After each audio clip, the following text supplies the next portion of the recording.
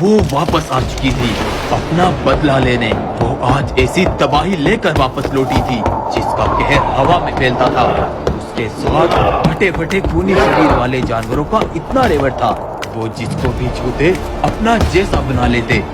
Zombie बाला अगर zombie रेवड़ के साथ राजवीर के जंगल एक भी कदम आगे बढ़ती तो उसका फैलाया संक्रमण यहाँ की 7 नस्लों को बर्बाद कर सकता था। लेकिन बाला की इस हालत के पीछे थी एक बहुत बड़ी कहानी। चलिए देखते हैं। दरअसल 15 दिन पहले राजवीर के जंगल में भीमा शेर जमीन की तलाश में कुछ किसानों के पास आया। मैं यहाँ अपनी एक फैक्ट्री खोलना चाहता हूँ, तुम अपनी ये जमीनें मुझे बेच दो, मैं तुम्हें इसकी अच्छी कीमत दूंगा। ये सिर्फ जमीन नहीं, ये हमारे जीने का सहारा है, यहीं से हमारा खर्च चलता है। माफ करना, हम तुम्हें ये जमीन नहीं बेच सकते।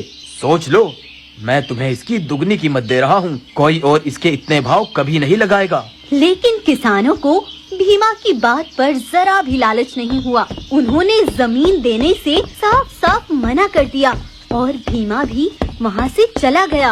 अगले दिन सूरज उगाया और सभी किसान अपने खेतों पर निकले, लेकिन उन्होंने देखा उनकी फसलें आग के झोंकों से सुलग रही थी। पूरा खेत आग से जल रहा था।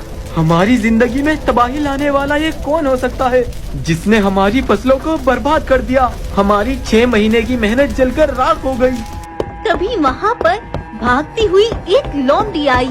भाइयों, कल जो शेर यहाँ जमीन का सौदा करने आया था, उसे ही कुछ देर पहले मैंने अपने जंगल से दूसरी ओर जाती देखा। ये 100% उसी का काम है।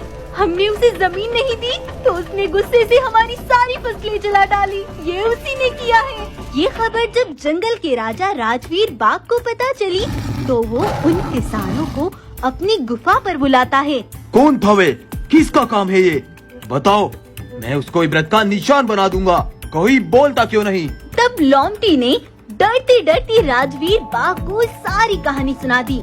और बस फिर क्या था, गुस्से की आग में झुलसता राजवीर भीमा के जंगल पहुंच गया। वहीं जंगल के द्वार पर रवि चीता पहले से खड़ा था। ये भीमा नाम का शेर कहाँ रहता है और अभी कहाँ मिलेगा? अरे वो तो हमारे महाराज हैं। वो अभी अपनी गुफा पर ही है। लेकिन तुम्हें उनसे क्या काम है? हटो मेरे रास्ते से। राजवीर बाघ बहुत तेजी से उसे मारने दौड़ा। मेरा रचाया हुआ खेल अब रंग लाएगा, अब आएगा मजा। रवि चीता ने जानबूझकर राजवीर को भीमा का पता नहीं बताया, बल्कि उसके बेटे का पता बताया, क्योंकि भीमा तो आज अपने जंगल पर ही नहीं था। और राजवीर बाघ ने जाकर भीमा के बेटे को भीमा समझकर उसको जान से मार डाला। राजवीर ने भीमा के बेटे को पेड़ पर लटकाकर उसको इबरत का निशान बना दिया। जब राजवीर वहाँ से लौटा तो उसके मुंह पर खून लगा हुआ था। मेरा मकसद अब जल्द ही पूरा होगा। भीमा और राजवीर की इस दुश्मनी के बीच मैं इन दोनों के जंगल को हथिया लूंगा। उधर राजवीर अपने जानवरों तक पहुँचा। मैं उस भीमा को मौत का मजा चखा कर आया हूँ। आज के बाद कोई तुम्हारी फसलों की तरफ आंख उठाकर भी नहीं देखेगा। और इधर भीमा जब अपनी गुफा पर वापस आया तो जवान बेटे को खून से लथपथ पेड़ पर लटका देख उसकी टांगे कांपने लगी। ये क्या हो गया? मैंने तो किसी का कुछ नहीं बिगाड़ा, फिर मेरे साथ ऐसा अन्याय क्यों? तभी रवि चीता भी रोते रोते ड्रामा करते हुए उसके पास ही पहुंचा। महाराज, आपने आने में बहुत देर कर दी। मैंने उस जालिम राजवीर से आपके बेटे को बचाने की बहुत कोशिश की, लेकिन मैं नहीं बचा पाया। महाराज, आप अपनी गुफा पर लगे कैमरे में उसे देख सकते हैं। भीमा ने जब कैमरे में देखा तो राजवीर ही उसके बेटे को मार रहा था। तूने मेरे बेटे को मुझसे छीन लिया, लेकिन मैं शपथ लेता हूँ तेरी बेटी को ऐसे संक्रमण में फंसाऊंगा, वो तेरे पूरे जंगल को तबाह कर देगी। भीमा एक जादूगर के पास गया जिसने ज़ॉम्बी जानवरों को अपनी कैद में रखा हुआ था। वो बहुत ही खतरनाक और जख्मी किस्म के जानवर थे। मुझे एक ज़ॉम्बी चाहिए। तुम जितनी रकम मांगोगे मैं तुम्हें देने के लिए तैयार हूँ। मैंने इन ज़ॉम्बियों को बेचने के लिए नहीं रखा, लेकिन अगर तुम कुछ समय के लिए इन्हें ले जाना चाहते हो तो मैं तुम्हारी मदद कर सकता हूँ। भीमा ने जादूगर से एक ज़ॉम्बी एक रात में ही खरीद लिया और रात में उसे समझा बुझाकर राजवीर की गुफा पर भेज दिया। राजवीर की बेटी अभी गुफा पर आई थी। तब उस ज़ॉम्बी ने अचानक से उसकी बेटी पर वार किया और वो बेहोश हो गई। ज़ॉम्बी वहाँ से भीमा के पास आ गया, लेकिन थोड़ी देर बाद जब वो उठी तो वो एक खतरनाक ज़ॉम्बी बन चुकी थी। भीमा वहाँ से आ गया और उस जादूगर को उसका ज़ॉम्बी वापस कर दिया। उधर राजवीर की बेटी ने रात भर में ही अपने साथ कई जानवरों को ज़ॉम्बी बना लिया था और वो अजीब अजीब हरकतों के साथ जंगल में आगे बढ़ी जा रही थी। राजवीर ये देख परेशान हो गया। रात भर में ही इसने जानवरों को ज़ॉम्बी बना दिया। अगर इसको ऐसे ही छोड़ दिया तो एक बड़ा काफिला ज़ॉम्बी बन जाएगा। मुझे अब कदम उठाना ही होगा। राजवीर ने सभी जानवरों को एक सुरक्षित गुफा में इकट्ठा कर लिया और खुद भी गुफा के अंदर चला गया। उसने जंगल में बाहर थोड़ी थोड़ी दूरी पर मांस के टुकड़े फिकवा दिए, जिसमें ऐसी दवाइयाँ डली थी कि जो भी उन्हें खाता वो पागल होकर बाहर की तरफ भागने लगता। ज़ॉम्बी बागिन और जानवरों ने जब वो मांस के टुकड़े देखे तो वो उस पर टूट पड़े, लेकिन उसे खाते ही वो सब पागल हो गए और जंगल से बाहर की तरफ भागने लगे।